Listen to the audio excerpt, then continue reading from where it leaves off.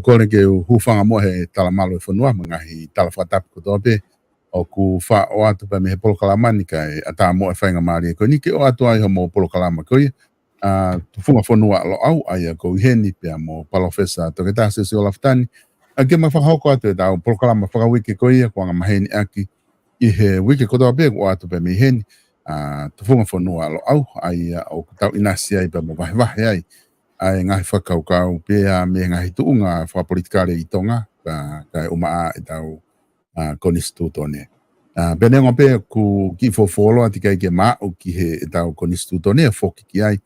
Tako tui maha koe ahoni te mamalawa ai o mau hama ki taimi ke ma poki ke hoko atu ai whatala noa ko ia I he e tau konistutone. I hene pehe kutai tai loto whiawhia, loto maafana ki maudolu ku mau kau mai I polokalama. Pehe ka te maudolu te maudo ki mamata mai I he tau polokalama I ha mo whainga maari o ku o atu ai tai loto whiawhia mo loto maafana ke te maudolu I hawani. Whiawhia foki o tai lerei ai palofesa ki Kenpela Australia.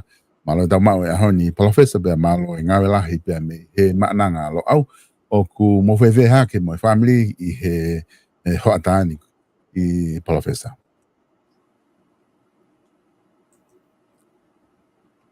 Aloha pito oi va pia ko whawhikai he kau mai ki he pongpongo ni heni ko whakahaya hena ka ko whamaumaru atu he kalamalo e whanua lo tu tamo e ako ka e hoko atu e ka porokalama o kou rei beheni mo luseane pe mo e whamiri pe mautolu heni e uhoi o wau. Ko e alu ki he momoko ange whau he kaimini Ungo moko au pito. Ko e po uri mo pongpongi momoko atu. I he kaimini o kai ke u pia o toka la kena mauta haua I he kaimini. Ka o ku whaafova nea kotoa whaipe whatongia ai lo au heni. Pea ku tau whawhikai pe ai I whainga maari e ko tau pe tau mau. Pea mo tau kei mau ai mo I whawhoke atu. Malo pito profes. Ko ilo ipe hange koe na ku whatala noa ki ai. Ko te ipe mau e ta ki taimi I he ahoni ke ta whoke ke ta konistutone. Ka ki mu ai na e hange koe na ta tala noa ki ai he wiko o si. Na e hufi whoki ai tau wharea rea. Ai o kulere he ahoni na e hufi I he topre lulu koe wiko o si. Ka ko loto ke to mai pe ko ki to folfola ko ni na no o pito. Pea ko utui kai ke ta fufuolo ai. Ka ko loto pe ke to mai ai to folfola ke o atu ke te koe. Ke whai peha wakai ki ai. I he kaweinga koe ne to folfola. O ku na e whakahoko pe I he whi kaweinga e tolu. Aia koe konga uloaki ai to folfola na ne hohaa ai ne afio. I he whai to kona tapu. Ne laka hake I he taha family o naha no mahu inga. Ko puke e kau polisi pea I he ne pehe ko mafola whai toko na tapu he ngahi kolo pea ni fotu ke kau whare area o mahu inga ke kau me mipa ke nau ave ai whai toko na tapu ai kaweinga ko ini whai toko na tapu ke nau taktaha wahenga ko kaweinga ho noua na e tō ke e tō wholofola ko e lahi ai wholau e kakai e whanua I ngahi pure polokalama ngā ue I tō pure anga hange ko tori mai polokalama pehe pe aku kamata ke asi I tonga ai uesia I ngahi I whama me aku si ke mau hakau reipa ke nau whai u ngā ue kona nau whakahoko I tonga ke ngō ue pe aku ai lewe ngahi palapare makhoko ko honge mga mea pehe pe koe ke ngata ai ka aku na e kau mohono mention e he tofolofola ai ngahi whamiri ko uesia ki nau tolu e ngahi polokalama o ki muri o kage o liaki mai ai mari pe mo whanau I tonga o ngā koe wesia ni whakasosiare o whakahoko I wholau. Pea kono tolu rewa ka venga, pea kulahi ma ngahi ma kakai ako ko steuteu ina tolu I he tawhaake ako ko pea mo tau ke ngā ue ko nau hiki atu mo nau tolu me I tonga ke ngahi whanua muri. Ai a kanga hui ka venga pia tolu na e whamamawhai ai tō wholofola. A ko o atu e whai ke hau wakai professor. I o mahuinga au pito e uho i o wau. Tare. Koia. I o kou whia lawe ki he uka vengana.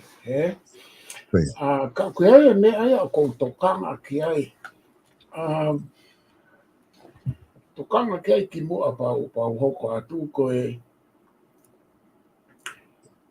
uloa ki koe oku I kai whako ha whatongia e tu I ia kene tō whorofora hanga tonu mai ki anga hono whakalere ai whonua. Koe. Ko ririu koe nei whai he ua whengo furu. Ko whakakau ka ke wakai ki he ni. Nei ke nau whakatokanga e nau tōluia ko fo I ririu e te nau hanga o ave tu I ke tuku mai ia o hange ia ha opposition pa koe fo I rea koe ha whaha I whakaanga. Ko mea koe ko whema koe whamatala I heni. Nei ke nau ilo, koe nau hanga ue I koe ai whai whatongia, ai bako nau ke I kau kawe e hahoni koe mea ene to tonu ke whai. Ai koe ko kalato e au ia, koe foi tufunga pa koe saupulu koe ua whengo furu. Nei to tonu ke fix pe tu ia I loto kai I ai pe I he kabineti pea moe whakataha tokoni. He koe foi tufunga whanua, koe mau e nage he tufunga whanua a tau whahau, he koe tufunga whanua a tau whahau ke I loto pe tu I he whakataha tokoni pea moe kabineti.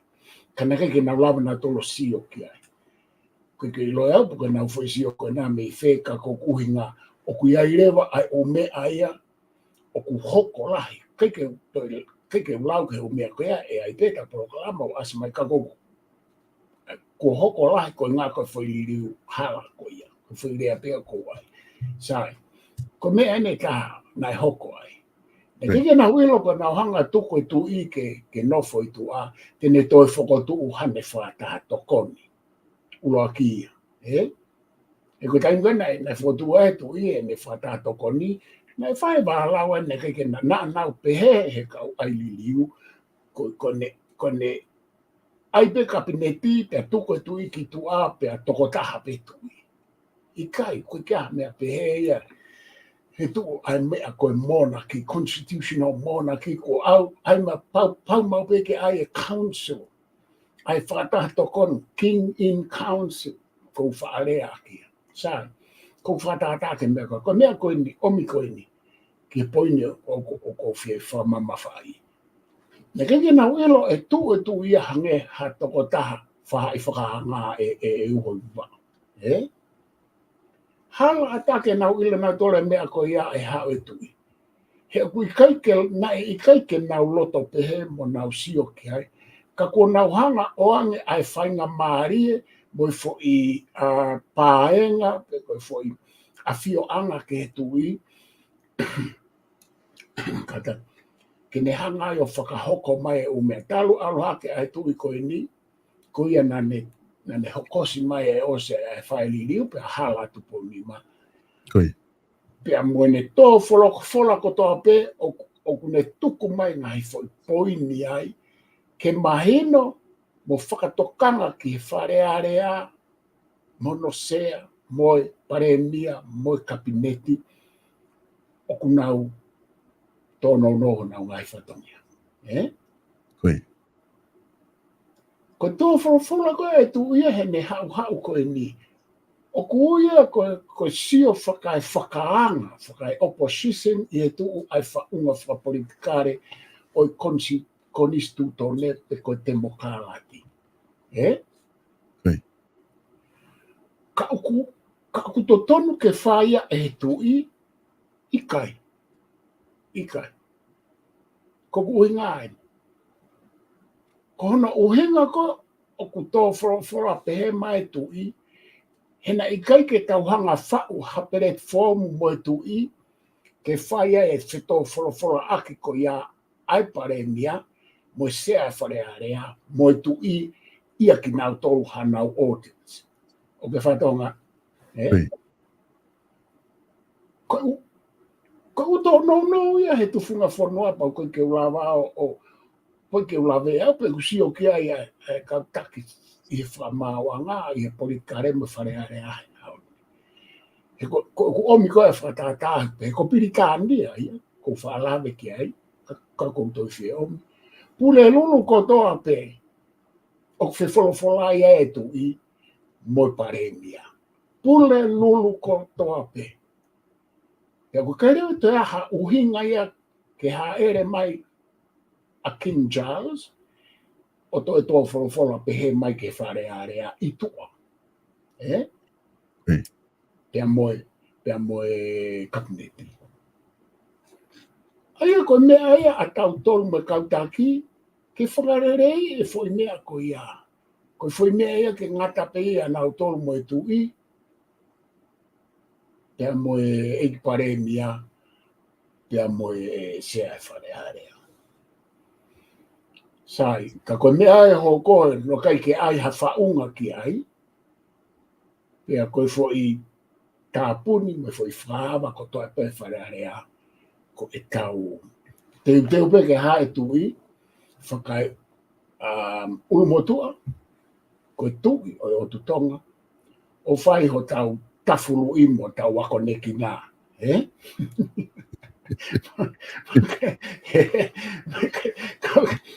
ko tau tolu ani nā tau viri he wā whehango furumo i ki mua pe ko tau futangata e uho i waba.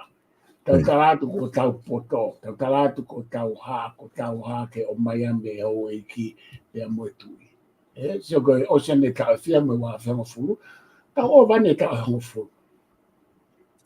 O ku toi whainga mai pea o e ki moe tui ke tokonia ki tau tolu, ai poto koe nā tau osima o moe, o matai toi nā tau osima o. Pea koe rewa mea ea whehala aki ai,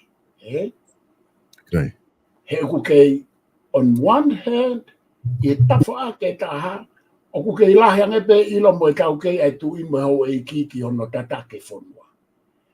I tawha ake taha, o ku ai e tau ilo whaka ilo ko ngā ko e tau ngahi ako whai.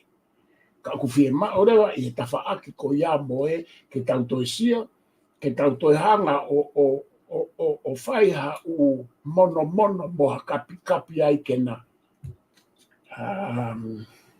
Kena toe la langa kena toe ngā auere re koe kena ngā auere re. Kata whoki mai ke whai tō kona tapu.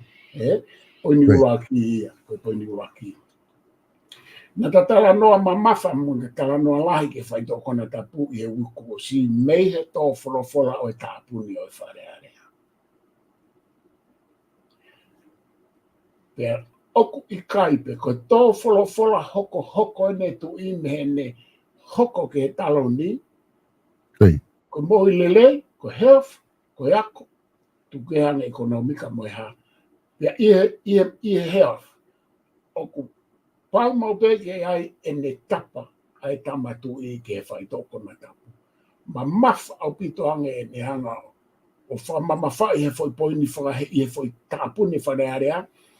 Pea koe ni koe ne toi poini ua ki te ia. Pa koe uhinga koe nai aloe koe e tatala noa, o tatala noa ma mafa ki he whai toko na tapu, mea te au moe u whakaukau na ke kānaki mai. Te kalātu e mea koe ni, na utala noa atu e uho i wapau, wheka mo ma mafa ki he whai toko na tapu, ki a hua kawa me iriku moe whonua. Pea o sto wholofola pe kia e tu, ia koe ni uto e tō wholofola mai. Ka te talātu mea koe. Nā ku hanga whao e whoi whaunga whakatotolo he lo au, ki he underground koe a tonga.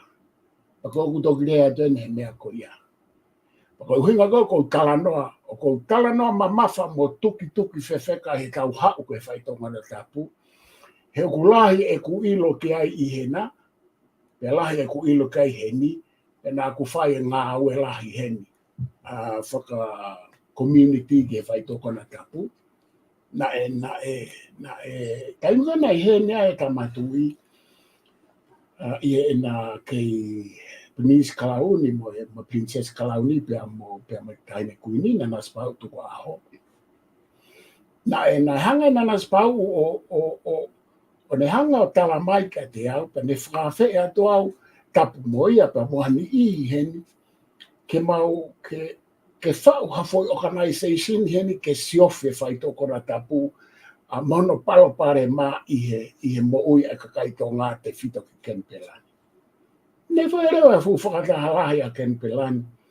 Pea na whekau rewa e tahine ke whaoko mai ke waratu ki ai. Whaoratu rewa ki ai.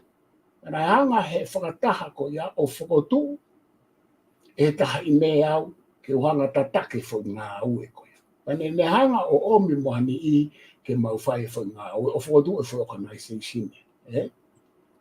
Na ane hanga o whakahuafa fo organisation ien ko pōta tawa ai kolomua. Pea whakotu rewa ko rewa nau taki nau Palestini ai pea mau hanga whakarere o lere mai ai pe ia o alu lewa mau whakamamafa he tau tupu. Pea mahikan mamuru sane ki tō ngā pea kai ke toi lere. E kai ka hata aia ke nea ngā whai. E ko au pea na uhinga ke ai tahine he ni ke I Princess Kalauni a te ulawa whai e fwoi mea. Ko ngā kone mea kona ne hanga whakahoko mai he kulahi e ku ilo ki ai. Pea ko ngā au e lahi na mau whai e fwoi kaini na rere a kona I sinsini. Pea ko lusi anene os ngā au e peia ki he women mo youth a Kenpelani o hoko ko counsellor ki he upalopare ma ai domestic violence mo youth a Kenpelani he ngai ka ulai pa ngā au e mea me pure anga au me sipi. Aia ko body of knowledge ka amaua. Sai ke kainga na mātai ki tō ngā whotu e lo au. Pau sio rewa ki he whai tōko na tapu mono palapare mana. Hanga rewa whotu e foi network whakapuri ai lo au anda ke nofo I tua pui o kai ke asimaia ke university tua pui ke whakatotolo e whai tōko na tapu underground ko toa pe I tonga. Aia pa ko ni I ko na hanga o ai ko tamaiki ko toa me tapa o whiwhito ke umalae o crimes I tonga na nau kaumai o nau whiako ni I he lo au. Pea na nau ilo lei au pito o whai rewa ko mea ko iana e hange ko ha secret society e kuhanga o organize.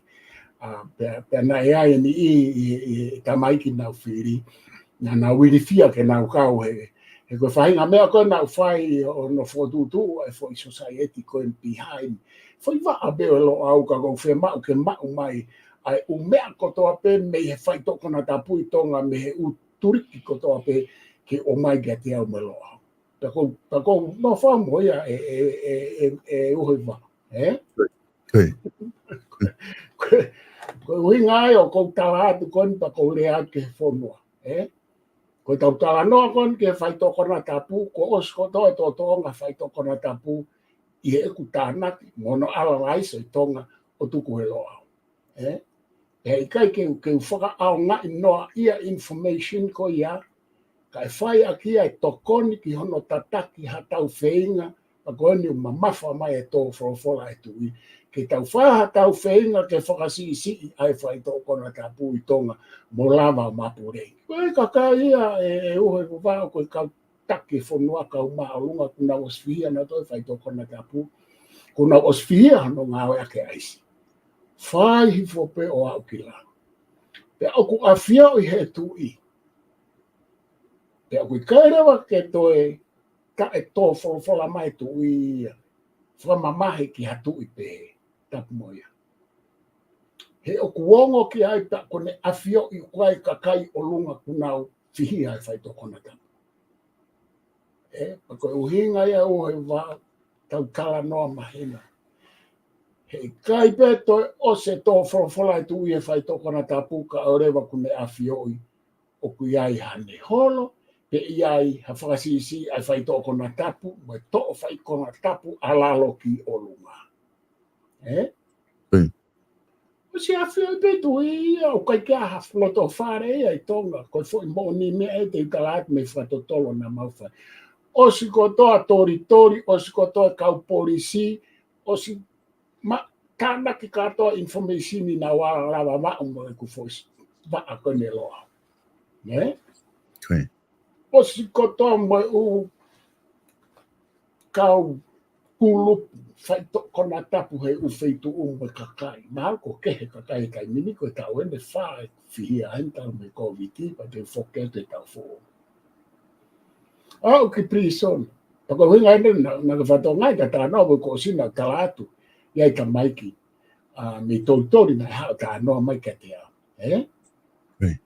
na hanga fo tu programa e fa hinga na fa ata mai me tori o mai e taki mai he ta maiki na na tomo information la na fa ami na tori ke lo au na aku faka am na kalanga na to na aku faka am au ke faka rere e foi programa pe aku ki tori me he lo au ki ta maiki koni na fa ata mai weekend he lo au sai na tori o mai sai na tori o mai po ta no ta no uhinga lo ko kau fi ais fa ko tai mo na wai ai na kala tu ko na fra viri na to ta no uhinga kai no na wai ai kai ke sai tori fa mai ko ke lo au na o mai ko he weekend ni fa mai fa hinga ia mai o tokoni mai ka nga au sai pe na to ke na o mai pa na fa sio mo be po kala mami to pe na hanga he take tori na wa komanta o whakawhai au ke wala ngorea ki tori. Kana whakawhai mai a au he whaita o ko ia, a ngāle maha ko taha fitu pe ko taha malu. Whakawhai mai ko sa ia a kau se la pe a mo tori he sio i polo kalama. Pana nau whakawhai mai ke wala ngorea ki konferenis lahi a kau se la nai whai. Pe a whakawhai mai a ko rotonga i hene au pau whekau atu a tamasea ko e komiti halo au nga au aku ke nao pe moe ya me tamalo au pe ka ko nao na o rea na fi be ka me aka ko na fa mu ke wala nga o rea kana to ko winga ko e ku tala noa ko fi lava ke pe ki ai ma inga au pito ke ka nga o ka to nga o fata ko to pe ko hange ko lava ko si ko paho te fito ki ngere ia ke mau he kai mini pe ko fe tu unga e fai toko na tapu ngere ia ko ka wene fa ku hen ka ko pa te fito ngere ia malo au pito ai ko malunga fai toko na tapu ko fo pe ko ni he ka mai ki ko ia na no fo mai na to ki api ko ku toko nia na to te ka fulu to kai meni i pe turi na to ko nga ko na nga ke ai si ko kala no mo na to koni ke ka mai ki fai to kona tapu ngere ia pana na usai na to le no fuma ki api o fa ami na to fe ka au ke na mas o si o se na mo me a na ke o hanga ia ai o fa ma va he ki na to te he na fai to kona tapu ko na no fuka to ko na fa ma ko ni ka pa na usi mai he na fa mo on ke ko na tari ma pe ke fo ga ka na fo no ki api ai ko me ko ka na aku fai ko no whakawa na ka palo au ko me pena kai ke kari ke na wango fai helo au pe fai i api ko na wango nga o ake ai si pa na wifi marijuana na wanga tu na topa tapu ke na te o ta te sa Spain na to ko me pena fa malo ai pa wong ka te na fa ngo mai ka mai ki ko ya na na tala ngo fu mai ka te na ngo ko he ka sea ka na tala ngo fu mai ka te he na ilo o ko ofa na to ta tau pe mo tala no ke fo na ke le fa na ko na ma fa to ko na ka pu hange ko fo o si no wa ka mai ko ka la to ne ma i be ai si le ke to la va ya sai ka pu kai ko ha me ai ke tu ko ai e ka ofa ka na to tuku ke ka pau ko ngai aka mai ko ako fu heva o pito mau o pito sai reo ke ave na tolo fa ma vai ka me ko por kala ma ko fo na tala Os whaarua mo tu vei fine ko whai whikau mau kau he whawhanga, to koni ke whawhanga, whawhanga, a kau tis ei poro, mo kau whai tō kona tapu mau mau na watamai, nau whaare. Ka koeanga e koe mea. Koe mea o ku kei whawho whai tō ngā, he o ku kei iai e lau maare, ke lawa whai e to koni ka kinau tōru ko nau, ue sia tamaki i he whai tō kona tapu. Ka koe mea kou whie, toi whamama whai atu me ue ke ko o si, i he hoko atu e tatala noka whai tō kona tapu. Koena e toi ombehe tui. Toi ombehe tui he ne tō wholofola he toi tāpune whalewarea koe ni e tau lere atu. Ka paurewa oku pehe. E tautou omi he tui ka orewa ku tau whai hanga au e mooni he koe whakasesere mo e vare hange koe tapolo kalama u ko si. Pea mo e upalapare ma. Kena i ka ukalawe whaos ke heni e uhoi wa. Ke whafoke atu. Ko mea e ua kou whia lawe ke. Whei tū ko toa pe, o ku huu mea e whai tō kona tāpū, mo tiriwa mea i tonga whauia he ku network whatotolo ai loa. Ka kou ki mawahe mai enku o sene tau e wha. Sai. Ko mea e tā. Ko e... ngalo e au e alo e ku tānoa e poini tāna i ke ua ke poini. Sai pe mana to fok mai ka ko fe fa fok to ke ka hoka ke poini o como a ka na mai malo. Nala pito professor aku ko loto ke wata ki fe hui ko ni me he ni ko ni kuna muy mai pro kalama ko ki fe hui ulo aki pe he vai Nicole o ke ma o information ko drugs o ke fa o ko hello au puke pete ke ko ke long o pe ko mo information ko ngarin aku ma wai ha ki monu i au he ka ki tukuange information ki tua ba ko tu o ko ai me fe ta tau pe ke atu pe una ka inga pe me lope habili na be he ko hana yo kai ke ave u report ko na ke ka polisi ke puke ka kai ko ya ka fe mari tu i mo fonua pete ke lava o ave report ko ya au ngana ke ave ki he ko tunga polisi Maro abito ko maro at ke o fehu ko ya. Ko fatongia e ka polisi ke na o fa na fa toto. Ko. O kai ko lupe mo hai to ka. Vai Nicole. Ko fa toto lo ka polisi mo ka sotia ke na o fai e na o fa toto lo pa na o puke ka kai ko ya. O kui kai ko hakau polisi mo hakau sotia e o au mo au. Ko whakatotolo ko mau whai tiki o se whakatotolo ia. Ko whakatotolo ia ka ataki mo ka ataki whamore ke whaua ke ngahi te whito i teori pe koe theory pe koe whakakaukau ke tokonia ai whaito kona tāpū i tonga. Pea o haware pe ku tukuata foi ripo. He kai ke tukuata ripo ti o peheni. Ko mea mo mea o whaito o kona tapu. Te utuko toa ripoti o whukotua tai ngahi whakakaukau ke tokonia aki ai whaito o kona tapu. He ku mau e mau tōruia ai umea ka atoa koni nā kua atu. Aina motala mai ke wapu ke kau polisi. Pea ku ilo he kau polisi e ka kai koini me ka maiki o kou whengau aki. He koe e ni ihi i he ka maiki koini whaawe kau polisi o nau ngau ake nau whakatotoro. Ka koe mea ia kau polisi. Hange koe ni. He kai ke wahanga ia o tala ke kau polisi mo tala ka moutou ai ta maiki ingere ia. Na aku hanga omi ke na wako e lo au. Oku nau whaito o kona tapu. Koe mea ia kau polisi pa ku ilope kau polisi. Whatongia ia nau toke nau whatotoro pa nau au kaka whatongia ia oku ke whak. O ki kai ka whatongia lo au ke mau ripoti hataha, mo mau tala hataha. Whatongia lo au ke mau whakatotoro ke ilo ai u te whito i mea o ku hoko he whaito kona tāpū i tonga. Te mau lawa rewa whauai hau whakakaukau ke tokoni ke whaito kona tāpū hange ko mea ko toa pe o kau whie mau.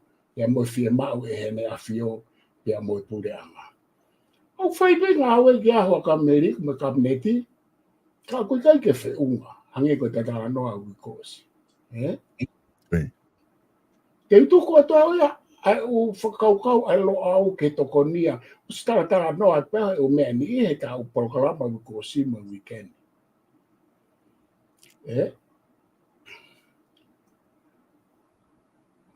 Malo pe mahina ku tari pe ka tu mo fe ma pe mo to ke report. Professor ko tu o ko mahina pe ai. E whakaukau ko ni ke o mai. Taka ki ono mo ke he whakaukau ko hono ua. Ai ko e whai toko na tapua na koe tala noa. Ke ai ko e whakaukau hono ua ko e lahi ko e hoa ane a fio ke lahi wholau ho tau kakai. I he ngahi polokalama tori. Ngahi polokalama le rei beo whai muri. O ne toko ni i whoke ho tau kakai. Ma o e paanga vāve ke ngai. A no pe mo i langai whare mga mea pe. Ka ku hoa ane a fio ko i ngahi ku o ku asi hono ue si a ona. I tonga i he tatu te whito he ngahi sektor ke ke. Piu kumi hola kau ngā ue ia he u whare hotel me mea. Mo e pehe ke ngou e mga mea pehe. Piu kumi hola kakai ke nau mai o ngā ue ai ku osina te aluki muri o ngā ue tori me mea pehe. Ko ue sia tahana e hoa ki ai ko ue sia ko e family whaka sosiale. Lahe mawa e bamonori ake family ki tonga. Ko e ua wawa na tau sta noa tau ea ki hemi ki mua pa koutou i whia lawe piki ai ko i ngā he kukau i he poi ni ua koe nia e tau whula e tui. Koe. Na o sihanga whakarea hemi o ku totonu ke ta ofi e polokalama koe ni. Koe. Ke polokalama koe ni he ne kamata hini na mau whenga lo au ia ke oua e whakahoko. Na mau whenga mau tōru ia ke whenga Australian mo New Zealand ke whakotu hau apia ko ngā aue anau tolu i he otu motu ke tokonia kakai. Pe ko hono omi ki nau tolu ke a koi ki hangahi ngā aue anga ki e skilled. Leipa. Pena kai ke tāria hene, komo professor ina whotuaka. Tama mau ko miti heni na e presidente e tama Papua New Guinea. Ko inga ke tuku ai ngā aue popula. He koe toko ua benia ngā aue popula no kei omi ke nau maa ai labor migration. He ku cheap, he ku maa. Ko uhinga koe pa sai te wate ka tata no. Kono kei omi tau tolki heni o totongi maa ke tau tori foi a kau. Ma wai ki se niti ka fo ke atu ka tau hilelei ki se niti e malawa ke mao e taha mana tu. Whatala no ame kau whauri teksi hena mautano, ko toka lahi kau whauri teksi tonga na nau hau he tori. Ka mei ko whakavarisi e se niti malawa ke nau mau ko e taha mana tu. Sari. Ko ulo ki, kono kei ombe tau tolu ke tau toho, pe to tongi maa ki tau tolu ko taimi ke o se fukuonga ko ia. O kusayange ke maunga taa se niti, kai lelei ki he whonua whakaluku fua, honomi o maunga fua hemi o kutotongi maa e nau maa ngā ue koe nā he kui kai tatau ia mo totongi koe kau Australia hemi i he tori. Sai koe whakarea pia ua koe ngā popula koe whainga ata ia taha ngā popula o kutotongi ke uti tau toi kau tau topa. O kutotongi mo iloi mea koe ni. Ke leo whakatua atu kere Nusila ma Australia ni hamea ke whai ma tau tolu. Ka pau he kai ke tau toi, he kai pau he kai ke tau loto ki ai te nau toi whakaukau i rewa hamea e tai. Hei kai ke nau riake, hei kai ke nau lawa riake ki tau tolu he konau whatongia, whawaha apure anga, malu e ngai whanua lawa hei, malu e ngai United Nations ke nau toka ngai tau tolu. He ka pau he kai ke sai ki tau tolu e kau kovi ka nau tolu i he nofo i he regional level. Kai fo ke tau whawhato ngai o mea pe. He pe tau toko fo i kāpo aki ke o mai e tahine mo tamasi ke hao tori. Malawa ke tau pe hatu i kai ka nau ke nau toi hanga whakaukau i maha mea e taha usai ange. Pakoen, te uha o rewa ke poi ni hoko, ko uhingaia o tau mauai ai u palo pare makono whaikai kānoa. Nei whakai kea kau ka hene whaitoko e ka heni ANU, Australian National University. Ne whakonga hene whaitotolopa, whaitotolopa ne hanga o whehui mai ai ki he tori, paka haa e ku lau ki ai. Pako ku tari pēni ko toi whai atu, nau tari te ka hene. Whaosios mabe bus o se ni takata. Nā kutalange. O ku to tonu ai o mio tori ke ta ofi au pito. Se le paraparema koe na ai ke atahaya ke whai ngā uitonga. Paraparema ko hoko ngai whamiri. Koe paraparema lahi, koe alu ai tamai o alu ai te ia pe moa tokotaha i he kautori pa ka tokotaha heni. Ko hangei hamea ku tau whakaori aki, koe hau ai waifi o alu ia heni whamore more whakatapuka koe mea eno hoko. Alu ai whineiki, koe ku nowhai tonga e tonga. O ku tala noa whakakata ake pehe mauno fo. Hao e motua, alu ia moa taha heni. Inu pe ia heni, malo moani i te nau ange nau seni ti. Ka o ku mau e sirini ki ai pure anga tonga. Pe o ku nau, kakeleke nau tokanga nau tauria ki kakai he nau o mai o paraparema i en paraparema i a tonga. Koa whanua pehe. Koe hae mea o ku sio ki ai mo wakai ki ai e pure anga. Ke aha kakai ake ngā ue. Koe hae whahinga pure anga koe hae pure anga ke i fo ia pure anga ne whia kono omi e tau kakai ka ke aha taha ke whai tau ngā ue tonga. Si e se ni tikan. Kaya koe kakai ke na unga fo ngā ue e whonua. Ko ekonomika makatu unga ia i ngā ue e kakai ki he whonua. Ka kui kai koe na o mai o ngā ue ke whonua ke he o maa te se ni tikai. Se ke fuama lahi koe na hoko i tonga whekau aki. Moi mo ui whamiri u lawe mai kai tu nena o sta noa pe au heni ke tahini koe te whine koe na hao whawha to tolo. Ko ho vare whokea pe atu. Alo tohi hene me ake taofi poro kalama koe ni. Eka taofi e tau tolu ia. Heka ke rea katore a steria te nau toi whakaukau ia mea ke tau kakai ke toho nifa ekonomika tau. Koe ke hui lau ke pure ngapo ka hai nau whakaukau ke. E tonga koe parapare ma heni o mea ke tori o kulahi whakauri uria. Tau te o mirewa kakai ia koe kau miromen, koe kau haa. O nau toi vainga nau tori he sirine e kau tori i e waha a. He kui kai ke kato no whai he pure anga heni o nau whatongia ke tau whanau he nau mai. Me toi hua reo ka mitol menia o nau paanga nau tori i e waha. Ku ki whakakina o pita te kuho me whanau nau parapare mai e pa nau hoa, pe nau haa, pe nau haka koe parapare ma te whito e naia nai tuku mai he tamatui. Koe anga e koe kutui me anga e whotu. Ku ose kai mia ke tau o mai ho tau kakai o whakangā ue i peheni. O koe ke nā wako ai ha mea, koe fo i sēni tipe, pea hanga eia whakatupo e uparo parema lahi i hena moeni. Mo nau mo ui, mo ngā ue i tonga, mo i reipa fōsi tonga. I kai mahuinga pa anga ia nea. A ko e tau whanau nau nofo i tonga pakapau nau o mai ka o te nau o mai pehe. O mai toko la wafe, o mai toko la wafe, o mai toko la wafe. O ni mau e nau se miti ko kore whamoi mora. Tau ke ngai whameriko ia. Ka aku tau sio mau peke u palo parema o ku tupu mai hamea mo u palo parema ki he reipa fōs mo ngā ue i tonga. Ko wakai atu ki tonga ke ku ngā ue ni i ka whaose a kia e tonga. Ki api ki lo au me ngā ue ke lo au. Ta mai mau ka lo au i tonga. Sio te mau sio ko foi ngā ue ko e ka ku palo parema e ko ke hata haia ko lahe o he tori. Te mau ai mamari e peo foi ngā ue ko ngā ko mau tolu pen ko ke tamai ki ka to ni o e tori. Ko kau economy si tonga ko ka kai matai to to lai ka hai. Hala ata ke aha economies pa ko kure mo ni e o hoa. Ke ne hanga whakakau i ai mea koe ni o hoko ki he economika ai mo labor force ai whunua.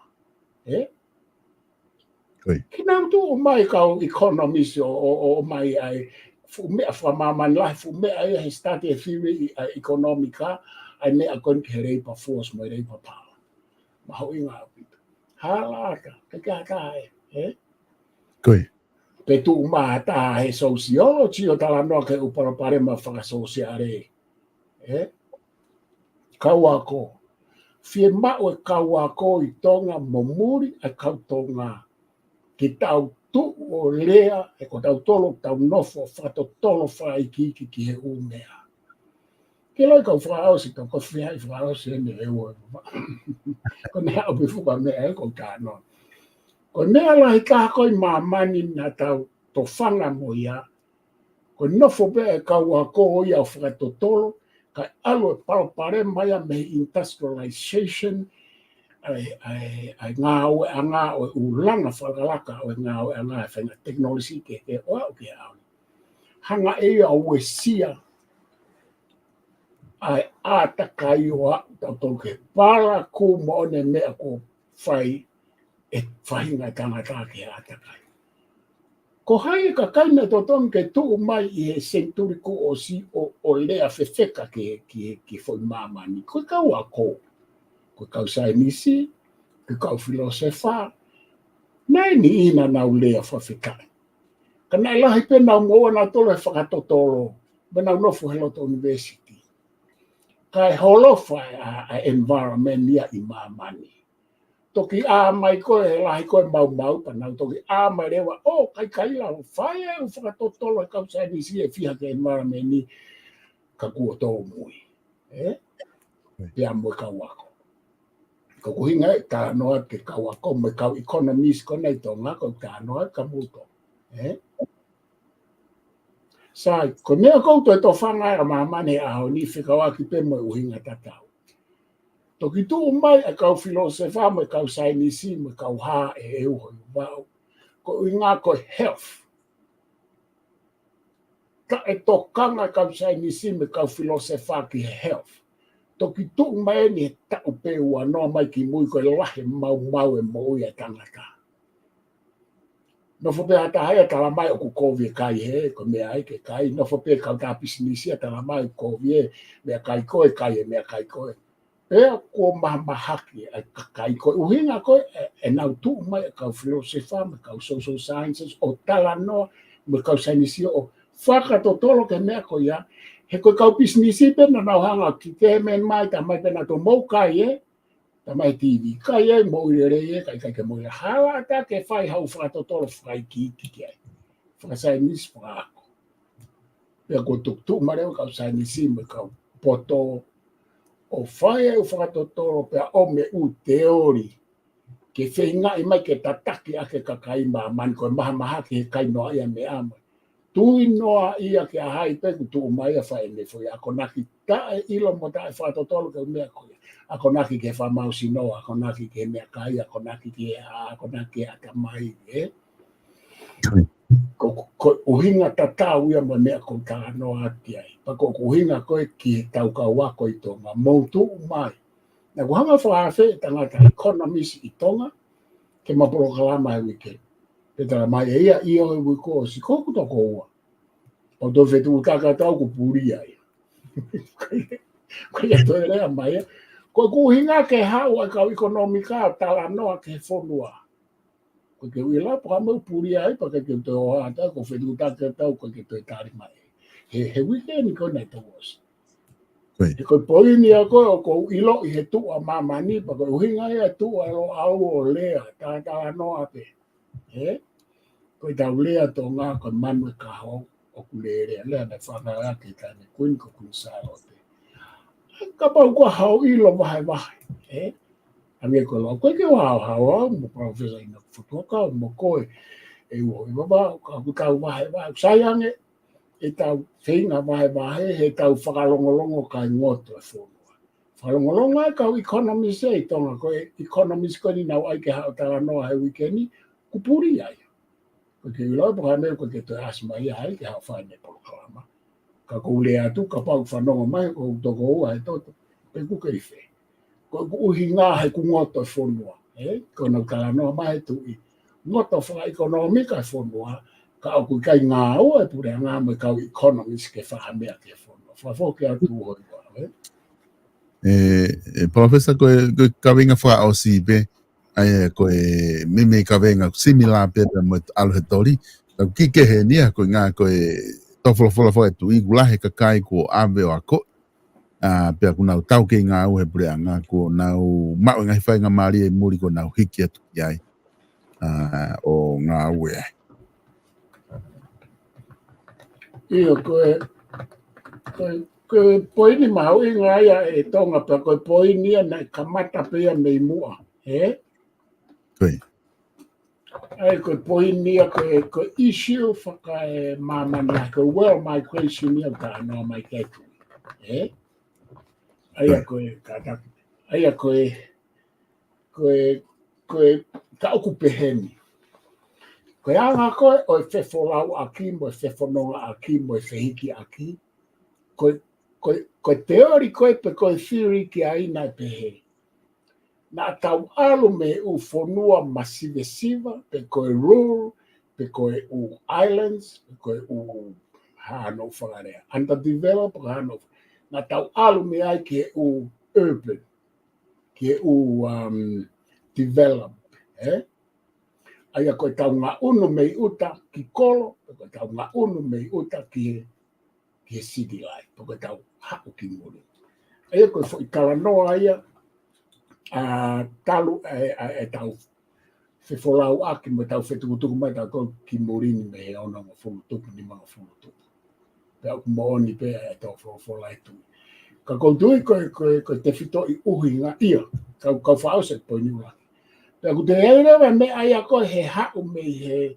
fa singa o senturi ko o sin me he vangu fulutuku hawai e ue wa ko nga unu ai kakai e nau hiki pe ko nau migration ni ko nau alu me u cities ki e rural area pe ko nau alu pe ko o ad me australiani o te foke no fitonga pe ko alu me ko alu ai fu waves fu kaupe au pe ko alu me foke me no alofa o toyo kita ai pa ko me ai ko urbanization pa ko de-urbanization ai foki ai ko me ai na sio a mamani ai fra singa senturi kosi ai pa ko fok mare ko poini ko tonga o fai ai ha o kimori ai urbanization pa ko fai e foki atu ki tonga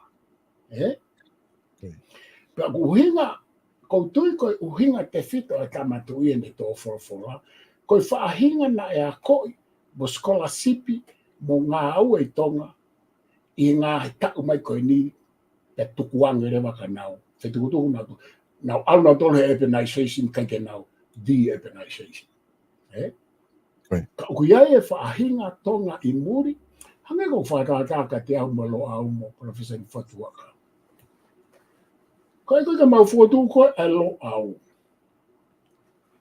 Na ke maloto mato ke mau fotu e lo au i murini. Nengo na kamatai.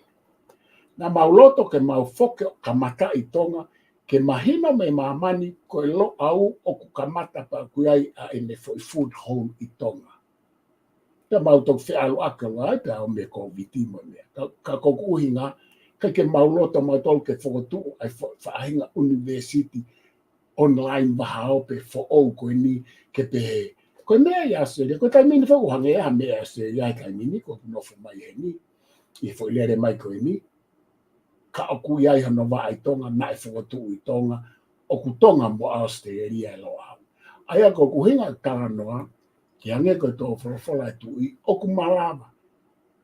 Ego ke mau whakatu, pe na mau ilo iai o mea fo au, ku fai kehe whakatu e lo au, ko tau anga i tau mo wiki, tau komi ke he university course whakatu, he kawai tau tolu he lau pe lau ke kau pa tau o ai ai.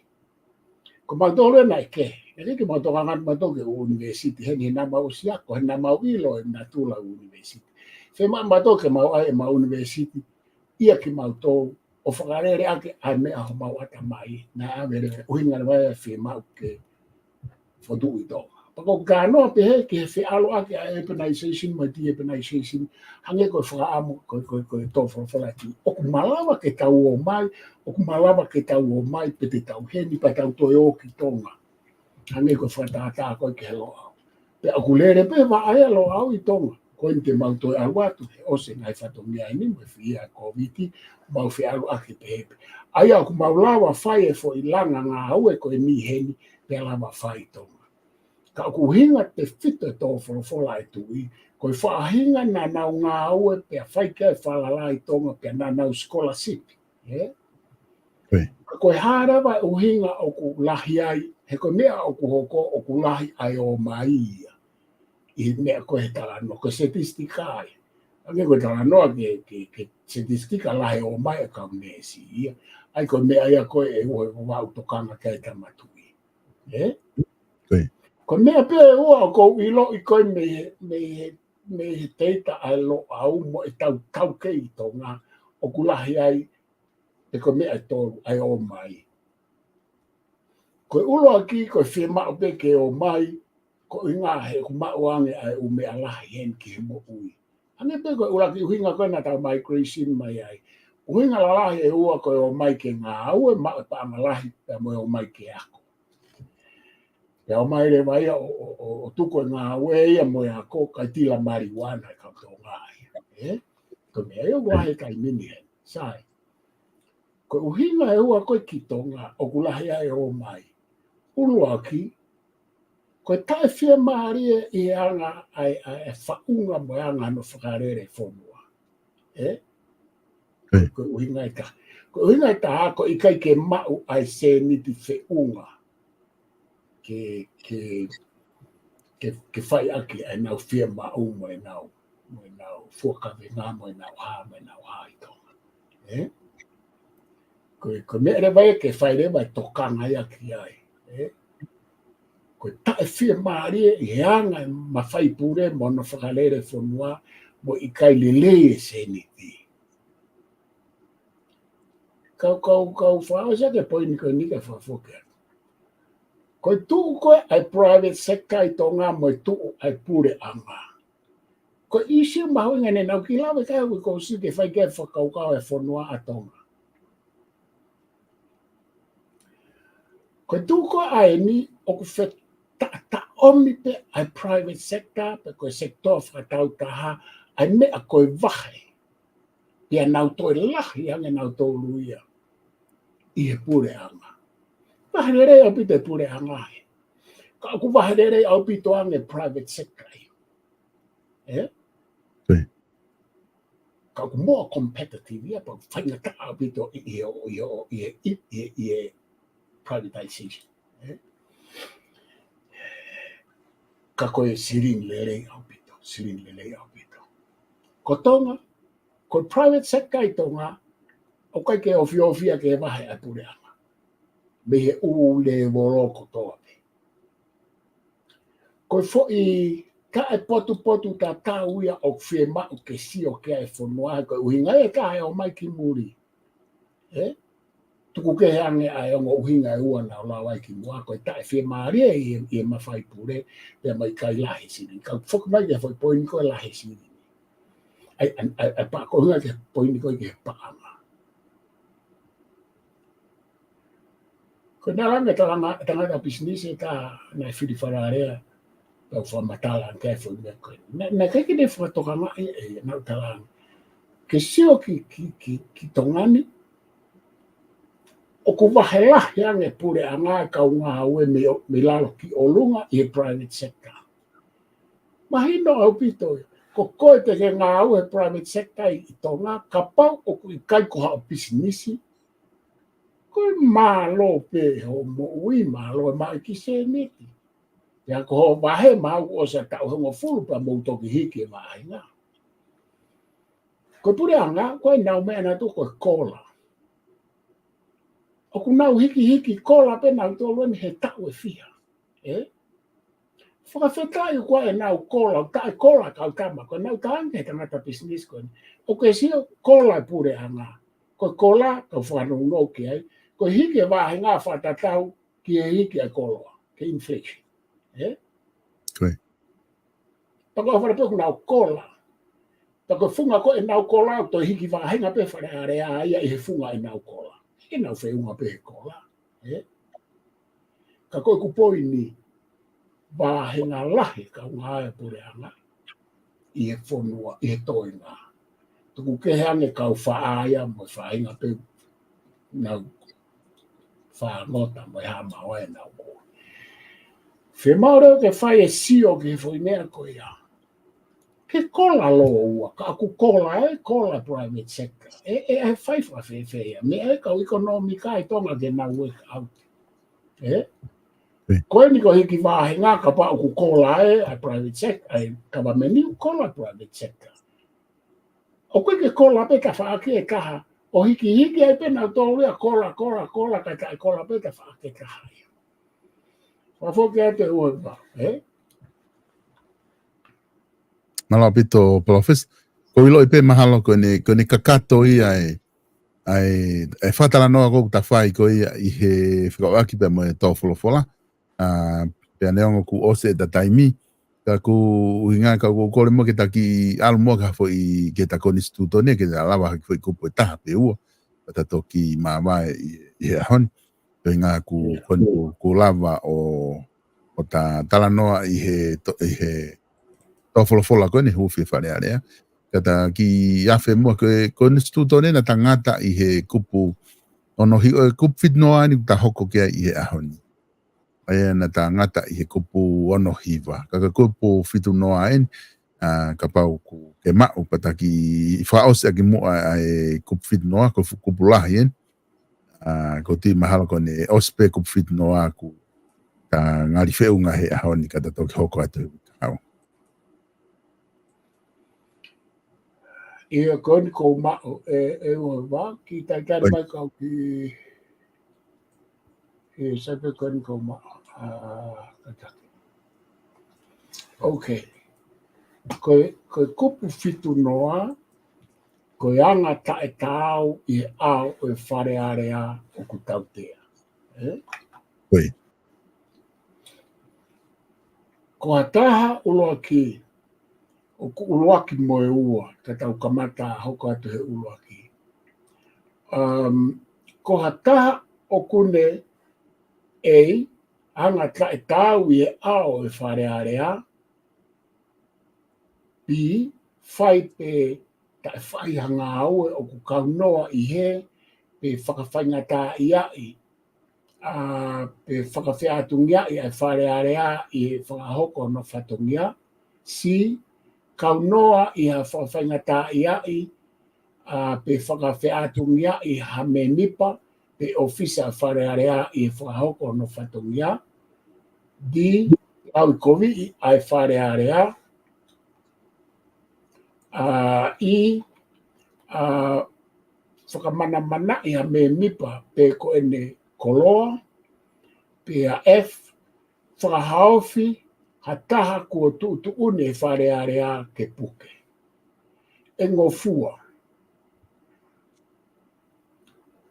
I tu une whare area ke tuku pōpula i a waha a taimi, o ku ikai ke toi lakahake i he aho e tongo fulu, e ka pau ko me mipa ia o whare area e ngofua ke tuku ia ki tuka me he whare area o au ki he aho e tongo fulu ki whetongi aki pe tānaki atu ki a toi kautea kehe. Ka kehe ka koe upoi ni ena e ua i wawao, Oi.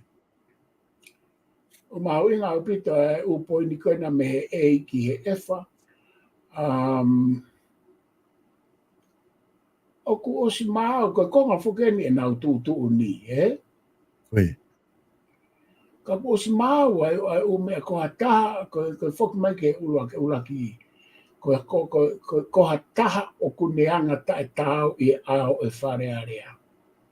Whai pe tae whai hanga aue o ku kaunoa i he, kai ke, mahalo ko whie ki whamāpōpō pe ai poi ni uaki koe ni. O ko siae o mea ia heni o kune whakamahino mai, he ikai ke whai e hata tangata whare area i loto motua.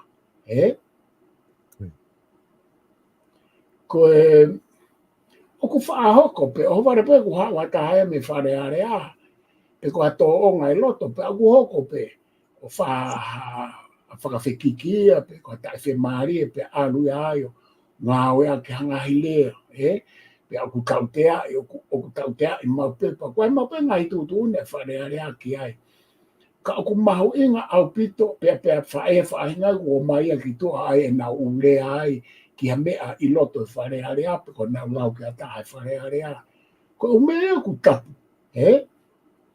ta ko o mea ia oku nehanga oku malawa ke nehanga uesia ai tutuuni koni ai uloaki koni me ngai tutuuni ai wharearea oku mahu inga au pito o mea ko ia hen ka pau ka ko e nia ko hoko pe o mea ko ia e o mai kau wharearea tala mea unau tai whi maari e kei mo mea pe aku hoko pe mea tatau ia i loto ka kou tui ko mahu inga whika uloaki ia ke puke pe tuku hifo e tangata wharearea pe ko whiwhini wharearea ke hao pio alu he lai ne ku mahu inga ka pai e tuku wharearea ia nau whaiteria mo nau noa ia i tu a moroto e kai rewa ke toi mau e whonua pe kai toi mau e wharearea ku makatuunga e mau ai whonua me he mau ai wharearea pe a moe mau ai kapineti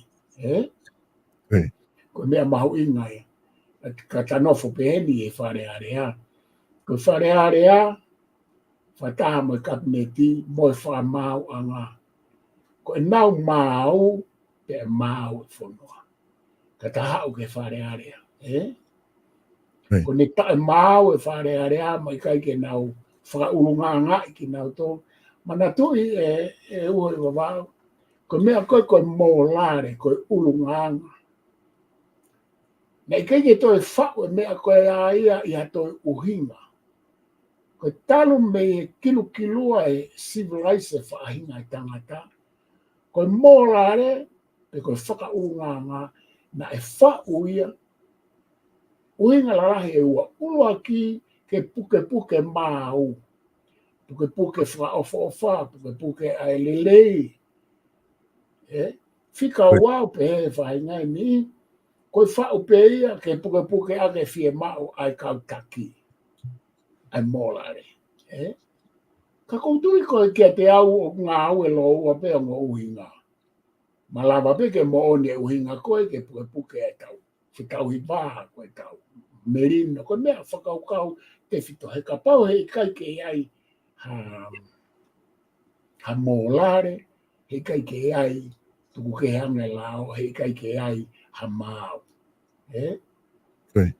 Pea kuai pe mo one uhinga i taha koe wha ai pe ai mōlare ia koe ngā koe fie mau anau tolu kumalohi. Kai ke, koe tau mo ui, he kai ke tau nofo tae mōlare, he te tau tae maure. Ta tau pe koe hae o ngō uhinga koe ne kuto nuka ko pau ke whai ai ngai tutu uni me ngai mōlare ke ne hanga puke. E ko ki tau tolu, ange koe lau koe a palato mo Aristotolo, koe ngāhi monu manu whakapolitikare mo whakasosial. Politiko mo social animal, sanko whakatapu. Ka pau tau konga animal, monu manu, whae natula, ange koe tā noa mo filosefa koe. Tako maho e ngā rewa ke, toka ngā e wharearea, he ngāhi uhinga koe no haa whikauloa ki. Tā hau kwat ke poini watu, ke ka pau kwa meo ke whetā mai ua ua. Toia, hoko atu koe, Professor. Koe ua, pahi au pito, ko te lere pe moeni ia. Ko ha tau tea tuku po pula ko hiri whake o whata tau mai kupuni, o i kai ke ue sia ia e ata ofi, de teke pe tāpuni, ai tō whare area ko ia. Maaria au pito ia. Koe upoini koe o lunga ia he ulo aki, oku mahu inga au pito mo ia, koe kata koe whoke ake kai whamana ia me mipa, Koe mea ka atoa ko ia ko ie malu pe o e lao mo e whamau anga. Koe tatoi hau koe ke ni, koe ua ei, kai kia hau e sia e tāpuni me whahawa wharearea ia ha tautea ko tuku po pula pe eri whake ata. I ko tau tānoan ke wharearea. Koe pi, ko tutuuni e wharearea o kone tutuuni ha tuku po pula o ha taha o whakatau mo kupuni, e malawa ke tu uni ai hono tuku ange, o toko tako ia mei hono tuku pōpula. Aia malawa ke ko uinga ke malawa ke whai e whare area ai tu uni, ka pau kia tako tuku pōpula, mei e whare area ke tuku mai ki tua. Aia ko poini pe ko e mawhai pure whare area, pa ku maari he kui kai ko whamau a ngāpe, ka ko whare area ki he kau me mi pa whare area, ane ko mea koe nai hoko ki a paula piwe, nea kai whaupri son, po pura ka nai whai ano tau te ai, ko whare area, ko se ape me whare area, nau whai e tūtūni ko ia ke tuku ki tua mono, tuku mai pe ko kapana e tuku pōpula. Ta hau ke si, neongo ai mawhai ke tuku pōpula i e kupusi i uluaki i olunga, ai koe konga i whaia ki lalo koe kupula ki ne whaia tā noa ke tuku pōpula. E ngofua ki whare area ke hiri whake a tau te apaanga. So toi huma rewa, ai mea koe ku ngofua ke whare area ke hiri whake a tau te apaanga. Aia koe tau poinia, tau tolu heni koe whare area, koe whui whamauanga pe e taha ki he kau me mipa. Ka koe o mea heni, o koe ke aluia ki tua au whaipea e whare area e tau te ahange kona o mo mea mai ki ai. Ko tau hao koe ke si, ua si uluake, ia uluake. O koe kai ke toi laka hake i he ni maafe ka pau ko hataha whakai na tula. Pe ua, i kai ke toi laka hake i he ni mamano ka pau ko hakau kaha. Aia koe fui whare aia, koe uluaki koe taha whakai na tula, koe taha, koe uhinga ki ha taha, ki ha toko taha ka uhinga e heni koe taha whakai na tula. Pea koe uarewa hei kai toi laka hake i ni mamano ka pau ko hakau kaha.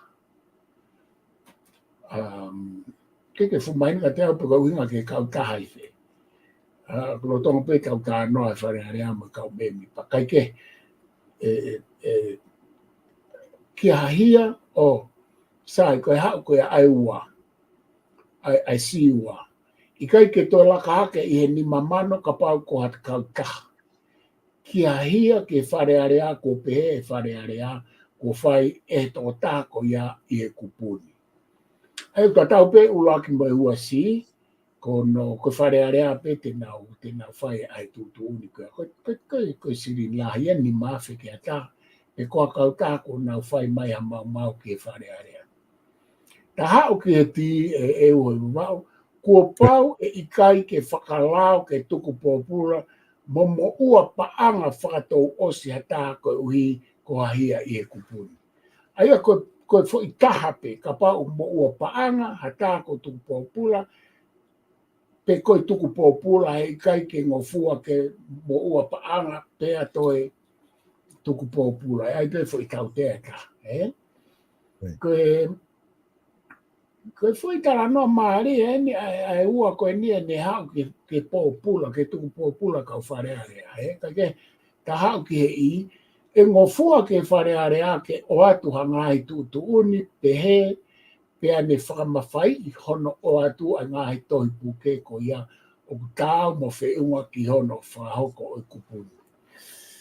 Aia ko haiko o se whakahu he whare area pōpula. O koe te mau o se, nei se hata, ko whare area peki, nei se whakahu pe whaka a whaha mango ki mo, Toi. Tēnā e o se whakahu mo Akilis Pōhiva. Me he whare area? Me whare area nei whakahu a Akilis pe mo filo ka alafi. Ok. Pe alafi mo. Ia. Ko tūtu uri whoki a whare area, e whakahu ko ia, Ia ake nauto, ok. Ia ko mena ko maari e ko whiela vea ki ai. Ko whare area mo e whamau anga. Aia, ko umea koe ke kau me mipa e whare area. O ku lava ke tau te ai, pe lava ke tau te paanga, pe lava ke whakahu pōpula. Aia mahalo koe ke wau ki ne konga koe ke whamau anga pe o ku toi ai, hame a hemi he la au me koni stutone ke kau mai ke fra mau anga me a koini o au ke fra hanga ke fra popula ko na fra mango pe mo sa me la dispoi ma pe na to kau mai ke fra mau anga pe ko foi pe he pe ko ni i u kupu ko ni ai e tu ni ke fra popula pe fra po fai a ki pe tu ni ai se a me fa ya ai ko hinga pe kana ki ko ke la ve ko ha kau mai pe kwa kau mai ai fra mau anga ki heni pe ikai ka ko hange mahalo o ku ikai me he foi tau kei ko i he ko manatu e kai mini kono fra hu ko sa mla kispo i va ko fare area pe i he ko manatu i me ke manatu ya ne fika wa ku fra mau anga tu ke ka pa una ta no pe na to me fra mau anga ka fa ki ke ana bakaya na to ka ko foi me foi ni o ku la ke mau le ya ke fra hu ha fra ma no ka me pe ko vi lo i na fra hu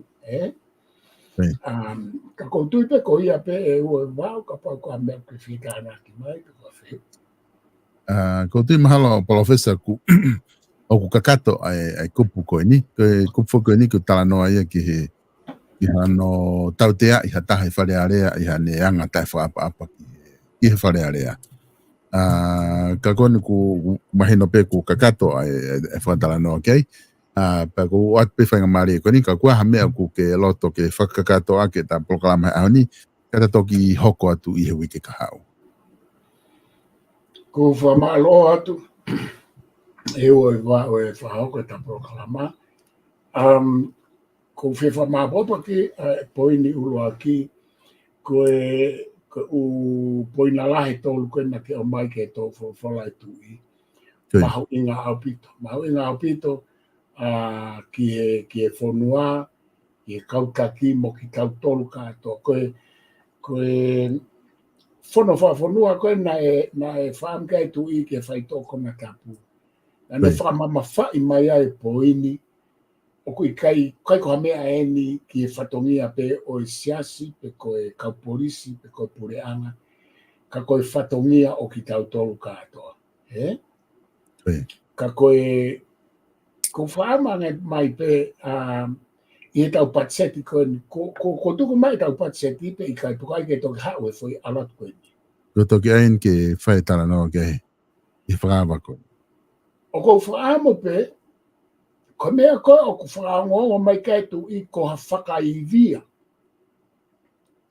ma kehe ki he whaitoko na tapu. Pea ko hange ka te au he otu tō whola mai koe talu mea samela aktis pōhiva hau ki a whaiwhekau toke tā pōhiva hau en ka hua kawa meiriku o ko hange ka te au te eki ke pehe maha pure angaia ki a whoi patseti ma kehe ki he whaitoko na tapu. Ka pau ku tonu e ku mau. O ku hinga mai tu i he ku lawe i ki ha fo i patseti ma kehe ke whaitoko na tapu. O ku i kai ko ha to'o mai pe me patset ke health ke whai ake whaitoko na tapu. He ko hange ko asteria ni e uhoi waba. Ko mental health. Ata mai vai. Ki leu ka hanoko ke ata mai vai ta taupe ne re he namba ne re he ni. Mo ne re i he mamani whakakatoa, ko uinga koe aisi. Sio? Ko ni o koe patset make ki he mental health. Ko whakotu umai fo i wa ake une sitsene ki no whope o whatotolo pe ki he mental health. Whapaanga he pure anga. Na ngā ue alu sa nea o nau wa ako nau tolu hene he ume sit kempela. Ne ke i ngā ue. Ka ke sio koe whaahinga mea pehe o kuhinga kai tui. O e tala mai pe whai ngā ue kai kia ha whakaidhia ma kea patsetia ke whaitoko rata. Pea kuto tonu ke whakatahai i tonga koe nio whawhai ke hei patset ke whaitoko na tapu pai patset ke mental health mo na whikaua. Ko tonga o whema o ke hao e whai package o patseti ki he whaitoko na tapu whakatahai ke mo mental health.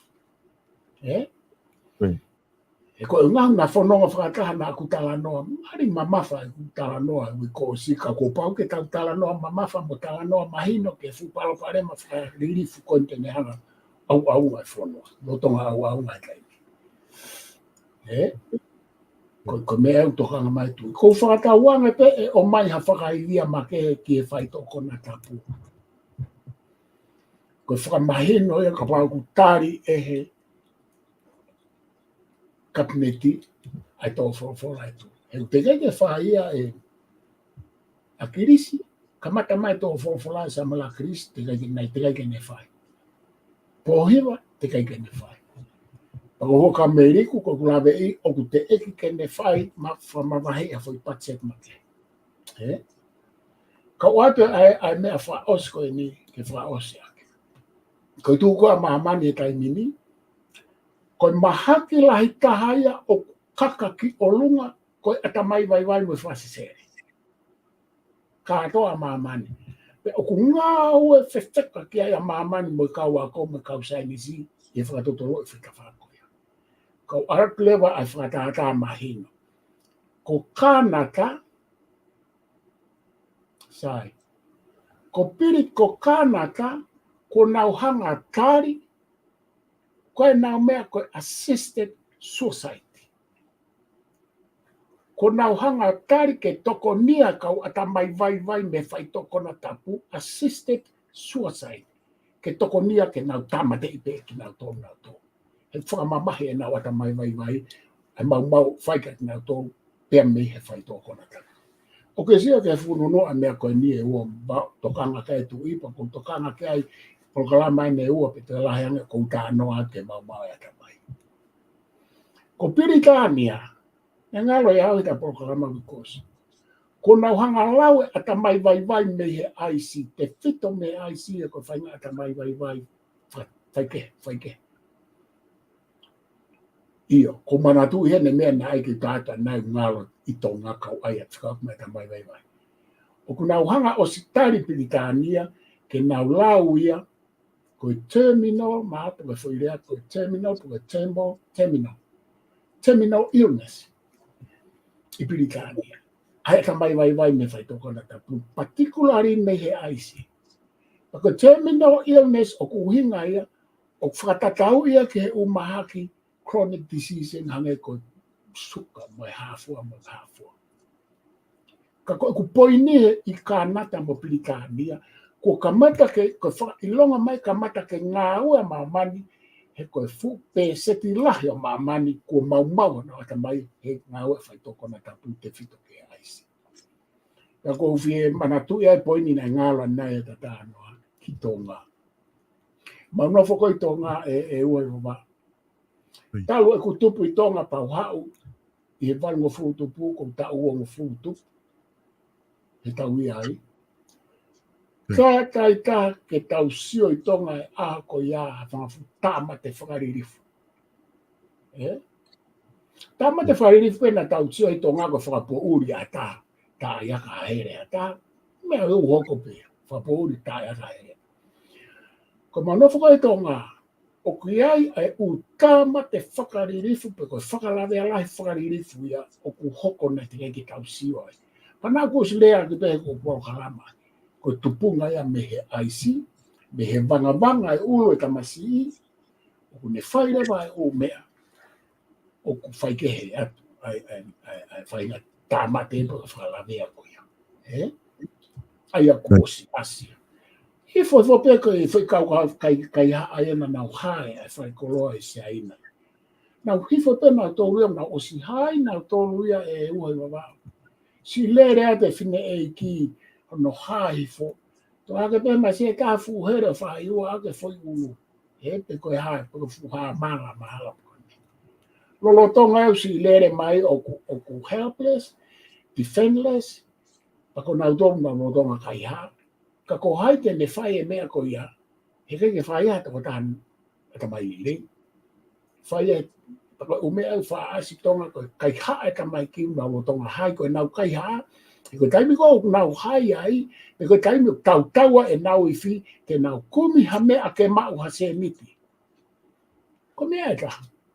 Lahi tonga ia wha nau mo whakamoko puna ko e nau kai haa pe nau tole mea e mātua e nau koroa whakatonga mo e nau mea, mo e whangakui, kai haa peke osi ua toi ha mea. ko ngā ke whakatau aki pāngai wanoa ke mao hanau fui ais ke whakatambaka hanau fui ais. Ko mea ea komonia pa wanga mahenia i e whaito kona tapu pia feitu. Ko mea re vai hange koutou whoke poine wikosi.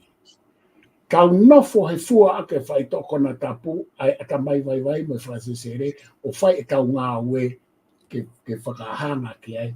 Kau at ki ai pia moe kai haa mo mamaura au ko whaito kona tapu. Kai ke koutou whiunga ea ua wau kau whawhoke atu māloa. Māloa bito, Professor. Ai lama koe e Polokalama. Tufunga whanua alo au ke ahoni, pa māloa lahi atu. Ka te koe kata toki hoko atu I he Polokalama koe ka hau o whātu ki he ngāue o kwa hoko me ken pelana. Māloa bito, whātu. Whamalo atu e kainga I he lawale rei koe ai tau Polokalama tufunga whanua alo au pia mo Professor Toketasi Solafdani ki he ahoni. Whamalo atu I ho mo kau mai, ki he whoki ki he tāna ki pia mai whihu I ku mo o mai, ke whakakata koe e Polokalama koe o e ahoni. Koe ki mua ke tau mātuku ai Polokalama e ahoni, whamanatu atu pētoenga ngai Polokalama ke wikeni. Koe Polokalama anai I ahoni be I hoko ai ono anu silani o ku whahoko atu ai whatwhanua who pia mo e whafufonga o tonga fidu Paula Piben Piukala I ai whiawhia I hoko ai ono ai whiawhi. Koa pongpongi koe pure lulu I he taimi ko anu silani koe hoko ai taha koe Polokalama ia ai whawhango saione o whahoko atu ia pia mo whaifkau sareswaka I hoko ai taha koe hoko ai tolu koe talanoa ako mo politikare pia mo Professor Inoke Huakau ai whahoko atu ia I he hoko ai tolu koe whalaite rewa koe Polokalama o whahoko ate whalaite mahu inga apito eni Polokalama koe ni ke te mo tolu ko ia o ku ngahi kātoanga ku ke whakaukau ke whahoko ha ngahi kātoanga pe koe graduation ho of anga ho whanau pe koe wedding koe mari pe koe hape a whainga kai pe koe putu o ku mahu inga ai ngahi koloa whakatonga I he taimi o ku tau nofo murini ai I he ngahi kātoanga pe koe Polokalama whalaite hoko ai ni mai whiawhi o ku I pe koe ngafi live broadcast koe ngafi live broadcast koe klupu eni o ku o silese sita I hamoa ku nau whahoko ai ahono whakamaketi I koe tau koloa kui koe ngafi ka pau koe ke ilo au whaoga koe whuirea pe koe ke ilo ki ai pe koe hae ngafi koe taha pe o ngahi koloa koe ia o ku ngau ea ke kau whine eki toki eke at peke whine mātua ke nau toki whamatala at kai toki hau pe whalaite hu mai peo o whanongo I he Polokalama koe ngafi live broadcast I hoko ani mai whiawhi whalaite wikeni koe ngā I he ni ai a ki nau tolu pia me he kulupu koe ni ke whaihano whamahino atu. Ai ngahi mea kotoa pia whikau aki pia moe business kone kuna whako ai kautaha koe ia o kuna whamaketi ai ngafi pia me hamoa o tau labe inasia ki tau tolu kainga tonga. Ko ku kei lotonga whahoko ai whetu taki ki he kau whafufonga whalearea me tonga tapuruaki o au ki niwa tafitu. Koe ngā koe whaamu ke lawa whahoko hatala noa mawahe maki mo ki nau tolu I he whiawhi pure lulu oe wike ka hau koe ngā taimi no whiawhi koe ni mai whiawhi ke whahoko ai ha whatala noa mo ki nau tolu whikau aki mo ngā ue ku nau whahoko nau wāhenga pe lawa ki whaatāt mo whihui ki whihui mai ke tiki nau tolu o ku kono ai pe Polokalama koe ni ke lahi tō lahi kakai kuna o kore mai ke whakakau mai mua ai kau whafafonga wharearea me he ngahi wāhenga ke nau kau mai I he tala noa ko ia whahoko at me heni pia ko ia ai o ku nai whahoko ai kore ki he nihi ke nau whahoko mai ano sponsor ngahi Polokalama mawahe koe ni ke lawa whalere I he pure lulu ko toa pe taimi hoko ai ono e whiawhi ai whatwhanua I hoko ai ono tūsite pa lele lava lele proklama ko ni he fe pure lulu ke lava mai ki ai ka ufafonga fale area ka minista he cabinet mo hafua ki na odolo nga hi tunga fa politika mahu inga tonga o ku mahu inga ki he kakai moho wahenga pe aku fai ai fa o ke fa hoko proklama ko ni o ku ke ata pe proklama ko ni ke te koe ka pa o ke whikau i hono tuwaki ho ngahi au businessi i ngahi proklama ku whahaukan me ni o ku ata ke whitu utaki mai e lawa ke tuwaki atu ai ho businessi pe pa o ke whikau hono sponsor au e pui proklama ko ia o ku ata ke whitu utaki mai pe ko habe mea te ke ala tokoni ai ke ngahi proklama pe he ke lawa o lere pe lawa ke tau whatalanoa hangatonu ki he kau whafufonga me to antapuluaki o aloa o ki niwa tahafitu o ku whaiwhaamu na lava hange ko ia ko ki mo tolu ko mo kore mai i he tautou kore mai he taimlahi pe a whiwi ni he kore pe na utana mai whakanga i uta mai o ku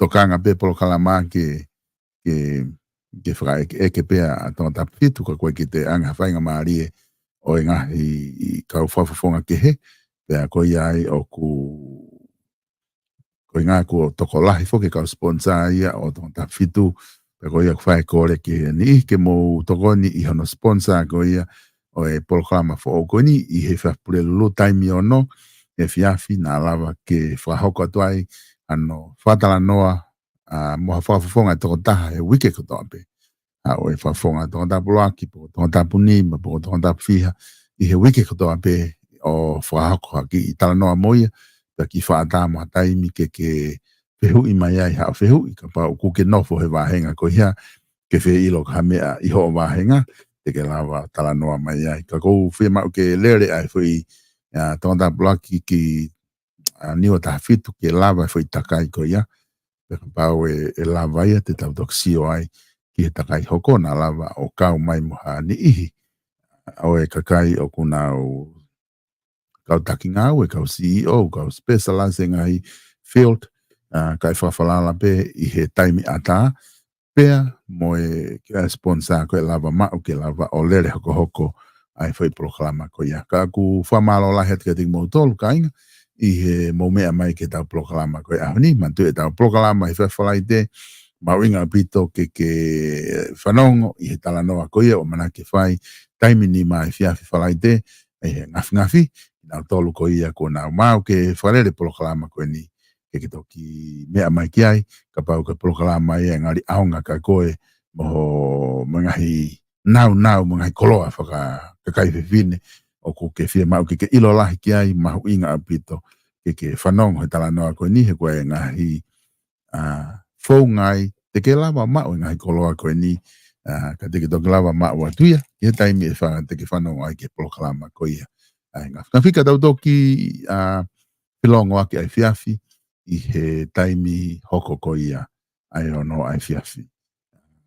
Pamalo la te peke tau ngahi au taha koe una sponsor anga maheni e tau polokalama tau whito ki he South Pacific Loans noa walu ngeau, walu hiwa walu selectable pe mo South Pacific Loans whamalo la hiatu i homo sponsor ai Vipon Media pe mo polokalama ko toa pe ku mau whahoko atu ku mau tokoni ke lava ke keep ai polokalama ke au atu ke tonga ko toa pe o ku ke mamata i he polokalama o ku pe he foki ai tau live stream o ku ata ke whetu utaki mai ko ngana e kai ki te loko whaha live stream ka lahi ku wholau ta ko ni ku foki mai mahalo ko toenga tu tau ni lere atu ko ni o au tise ma te uno fumau pe nuslani kai ki te whaha wholau ko ngā ke lere tau polokalama mo whakakato ai whenga ku whai ke lawa kakato atu toenga ko ni ko tau live stream ena no wataha wano anima no aono no afitu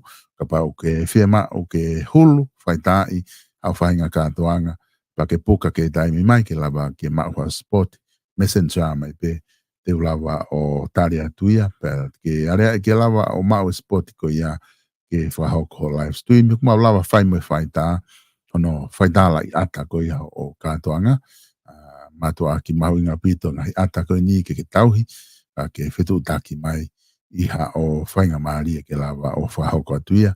Ko tau whare koloa wala o ku kei tu mo lau.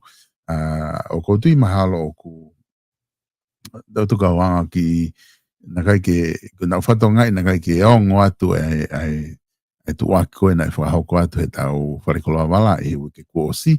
Ka ko hinga ku ke ki whao se atu mua ai ki tu waki ko ia. Ko hinga ke lawa o atu ki a te koe ai ki tu waki ko ia. Ke lawa ke ki mao pe ha mamata atu ki loto ko e ha tu unga ku iai e tau whare koloa wala pe me loto nuku alofa ke ki wakai atu ki ai. Kau hanga mo ki hulu ia te tau ki tu waki ko ia ki mamata mabeki whao se ke tau proklama. Ko e tu ko ia ai page facing ko ki yongo lere ia mi ai page facing store i loto nuku alofa ka pau te ke mamata hi fope ki he ne tu ko na o ku ko e ngahi wala ko toa ena kulawa ke mau atu he page facing wala ka whakaofa au pito ko tui ko ngahi sipinga mga yake ngai o e taini mi te ke lawa mau atu e mi ai quality o wala o ku matu aki lelei au pito pea ko e hape whainga wala ke kakaila lahi wala ke kaureka ke longa i whanau o ku whakamalo lahi te page facing ke te imo tolu ko toa pea ku mo wafea whare koloani i ngahi aho ko ia aho wiki whakame sapate whae sapate tamai tai hana tatau ku whainga ai page facing ke te whaka te o ate ngahi uta ko toa pea ke mahino ke lahi au pito ngahi mea te ke tori mo whiri mea i he page facing store i loto nuku alofa. Ko e whika hiva o e whatawhehi road i loto nuku alofa. Pe ko e kuhanga atu koe ke tau mo e peau e whetalaki anga o e whatawhehi pea mo e hala salo te mga whaa koe na kihe titisel pea mo e market talamahu. Telefoni e na ua fitu tolu ni maono pe ko e walu fitu noa walu ni matolu te ke lawa o fitu utaki kiai te nau lawa toko ni ko iha whaahinga wala pe o ku osi teu i he page facing store ia mai kaunga we ai ke nau lawa o whea u honga he whea mau whakaupo ofa mai quality o wala pe mai koloa ka kohono mahu inga ko maamatahe te gala mau he tainimi i nukalofa page facing store ua fitu tolu ni mau no pe walu fitu noa walu ni matolu ka mo mea ta toki whelongo aki.